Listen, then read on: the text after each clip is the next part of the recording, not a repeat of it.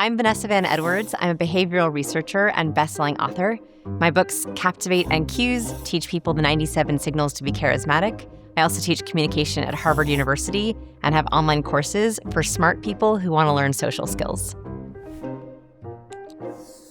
How to make a great first impression. A first impression is so important for every interaction. It's the foundation for a good interaction. If you can nail your first impression, in those first few seconds, everything in the interaction becomes easier. On the other hand, if you make an awkward or a bad or a disengaged first impression, everything about your connection becomes harder. Those first few seconds, you're trying to establish two things: presence and trust. The clearer you can signal your presence as memorable and effective, the easier your interaction will be. A big myth about first impressions is that your first impression happens the moment you start talking. I hate to be the bearer of bad news, but your first impression happens the moment someone first sees you. That means you only have a few seconds, sometimes less than a second, to form that foundation of trust that you need for an entire interaction. The big question is, what is presence?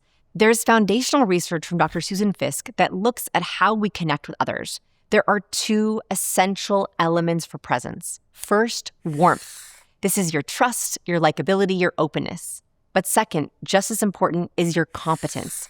That's your effectiveness, your capability, your productivity. When we first meet someone, we're trying to very quickly decide, how warm are you and how competent are you? Specifically, as humans, we're trying to answer two basic questions. Can I trust you? Warmth. And can I rely on you? Competence.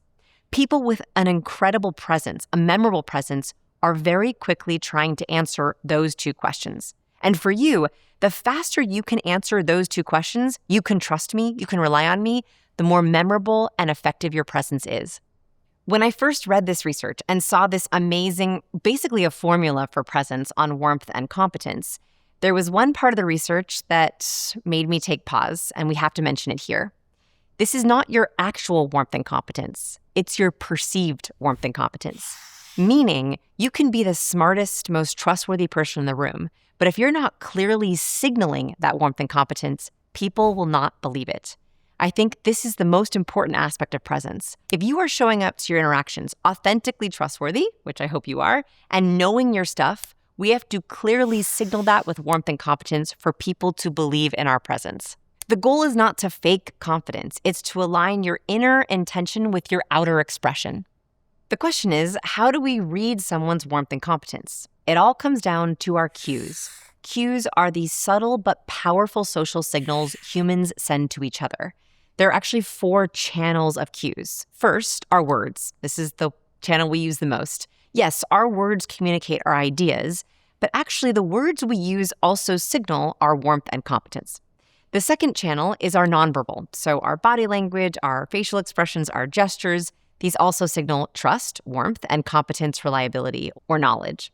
The third channel is voice or vocal tonality. This is our volume, our pace, our cadence. How we say our words matters just as much as what we say.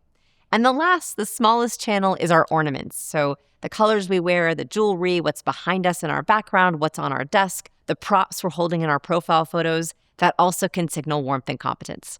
I like to split cues up into 2 buckets, positive and negative. Positive cues stimulate connection and engagement. They are crucial to a great first impression. The second bucket, negative cues. These signal disinterest, discomfort, anxiety. They begin to create difficult or friction-filled interactions.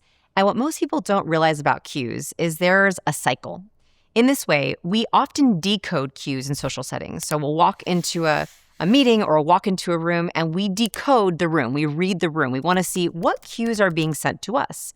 Do people like us? Are they positive cues? Or do people not like us? Are they negative cues? And this is the second part of the cycle now. After we decode a cue, we internalize it. If someone just has sent us a cue of social rejection, our body goes, uh-oh, I'm not safe. And it begins to do the last part of the cycle, which is encoding. That's sending social signals back. To explain how cues work, I like to think of a study that changed the way that I think about social signals. In this study, they brought people into their lab and they had them walk into a room of actors.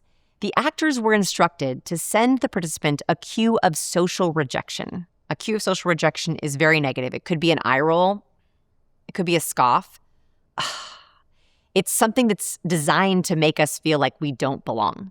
What they found was when the participant saw the cue of social rejection, their own field of vision increased. Their pupils dilated so they could see more of the environment. Why? This is the cue cycle in action. They decoded a negative cue. They internalized it, I'm not safe. And then they began to encode back nervousness and anxiety. What's critical to a first impression is showing up, encoding the right cues, sending social signals of warmth and competence, which hopefully others will internalize as, I can rely and trust this person, and they send warmth and competence signals back to us. This is the basis of all great social connections, especially at work. We are very attuned to people who are sending us positive cues, warmth and competence, so we can feel, I'm in good hands. I can rely on this person. We also want to make sure that we are spotting the correct negative cues so we can disengage them or disarm them. Can we also debunk a myth here, which is the Albert Morabian study that 93% of our communication is nonverbal? That study was overgeneralized and unable to be repeated, which means that, yes, a lot of our communication is nonverbal, but it's very hard to pinpoint exactly how much. Even Morabian himself cautioned against using this study too much and in every context. We do know that we often as humans look to nonverbal signals to see authenticity. So for example, if I were to say to you, hey, I'm so happy to see you, you are more likely to believe my nonverbal over my words. In this way, we know that nonverbal makes up a critical amount of our communication and it should not be ignored. The goal in every interaction is to make our cues purposeful so that we are sending signals that put people at ease, that make them feel that they're in the right hands and they can actually open up to connect with you. Also, if we're purposeful and intentional with our cues, it puts us in the driver's seat. It makes us feel intentional and in control, which is the back door into confidence.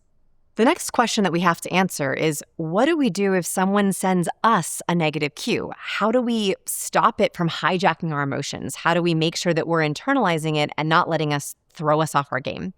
Luckily, there is amazing research from Dr. Matthew Lieberman at UCLA.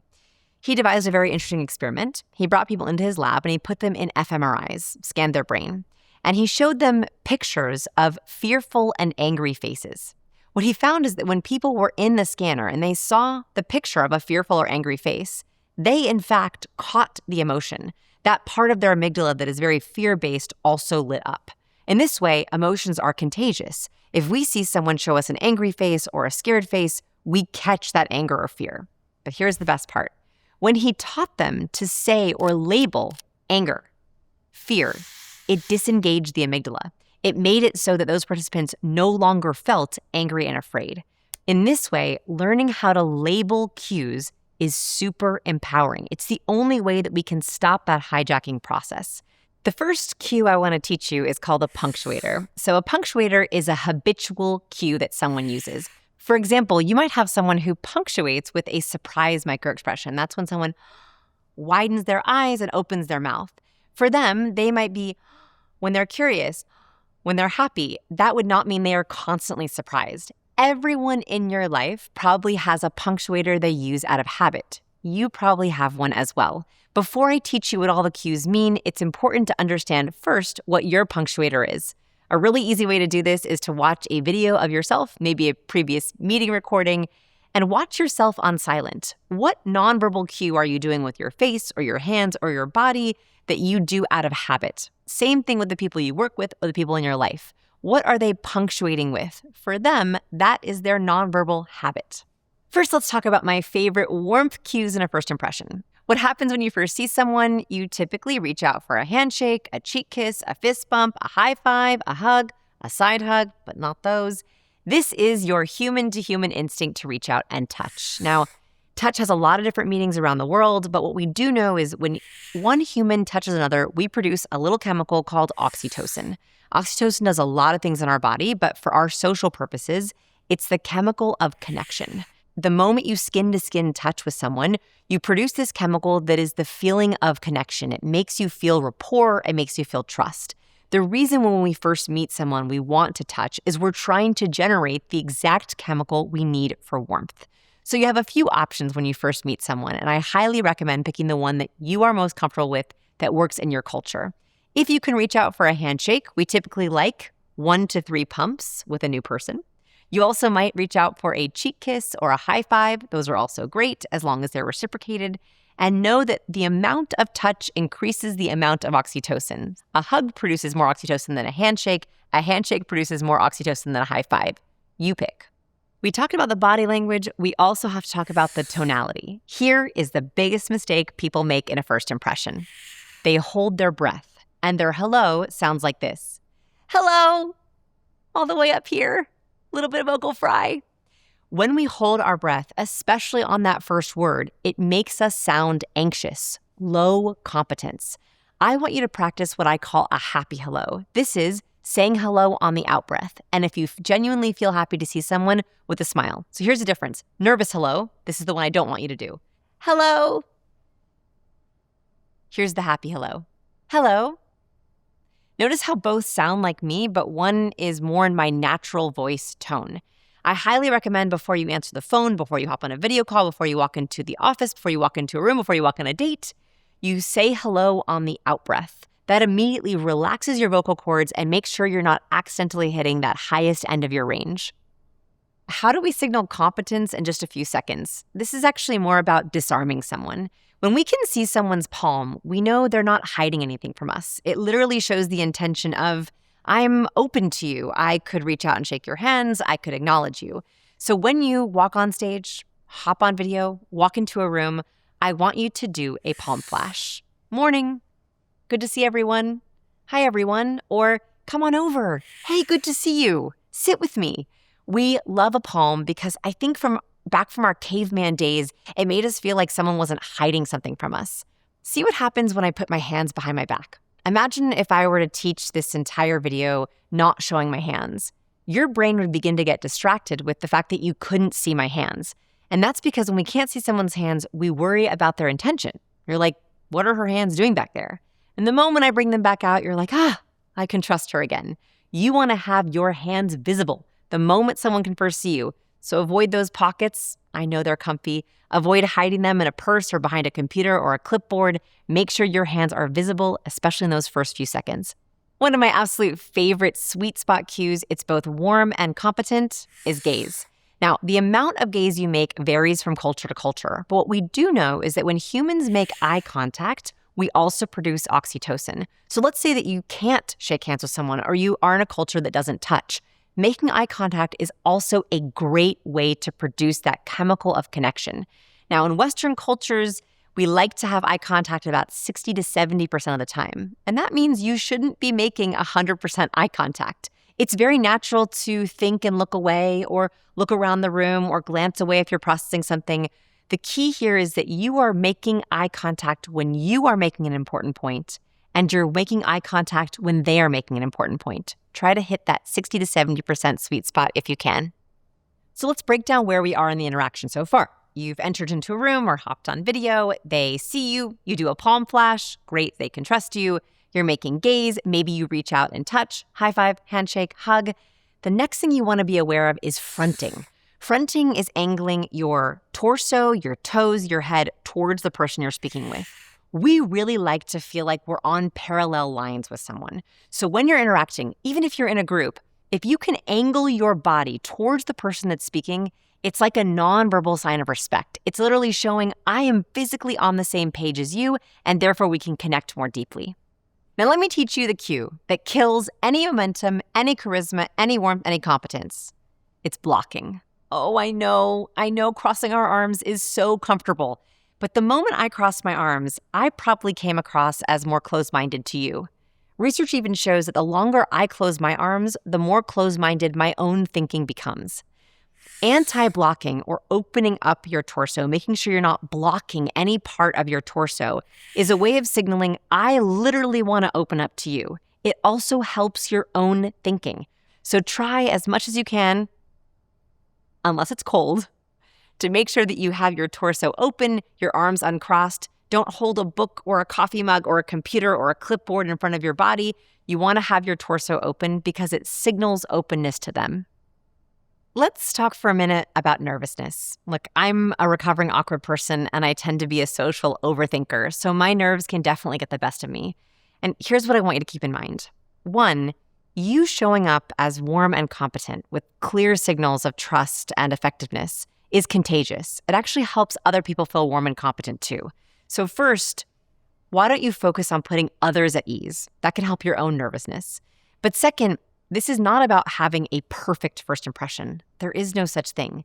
This is not about being perfectly charismatic. Again, there is no such thing. What we actually want to show is that we are real, we are human. An aspect of warmth is vulnerability. If you're feeling nervous or anxious or afraid, you can say that. It's one of the reasons why I say in my first impression, it's literally the opening line of my book, I'm a recovering awkward person. So if you're feeling vulnerable or not your best, it's okay to say that. That's an aspect of warmth. Look, I don't want you to overthink these cues. In fact, you can start with one at a time. And the best way to do this is actually on the phone first. I know this sounds crazy, but on the phone, all you have is your voice and your words. So start with just your happy hello, right? Practice answering the phone, not hello, just hello. Then move your way to video. Video touches on an option, so we add gaze with the camera. And yes, research shows that we can even produce oxytocin, even through a webcam. You can also start with a palm flash. So now you have 3 cues: your happy hello, your palm flash, and your gaze. Then go to in-person and start low pressure. Your best friends, your family. Practice that hug with them, see how it feels. Get feedback on your handshake. Practice fronting with them as they're speaking. That way we're starting off in low pressure settings. From phone, video, in person, friends first. At first, some of these cues might feel a little uncomfortable. It's kind of like retraining your muscle memory. But here's the good news is after you've tried a cue a few times and you get the positive feedback of someone opening up to you when you show openness, it will begin to feel like habit. Soon, after a couple of times of trying, it will not feel like you even have to think about anti-blocking or think about handshake or think about gaze. Go through those first few times of discomfort of retrying on a cue and trying to activate that muscle memory because it will become natural. Now, there are so many cues to choose from, but these are starter cues. They're the ones that have the biggest bang for their buck and hopefully will feel natural after you've tried them a couple of times. But note, if you try a cue 5, 10 times and it still doesn't feel natural to you, don't do it. I never want you to feel inauthentic. In fact, I want you to use cues that feel empowering, where you're like, yes, I finally feel like my most confident self. If it doesn't feel good to use it after a few tries, it's not for you.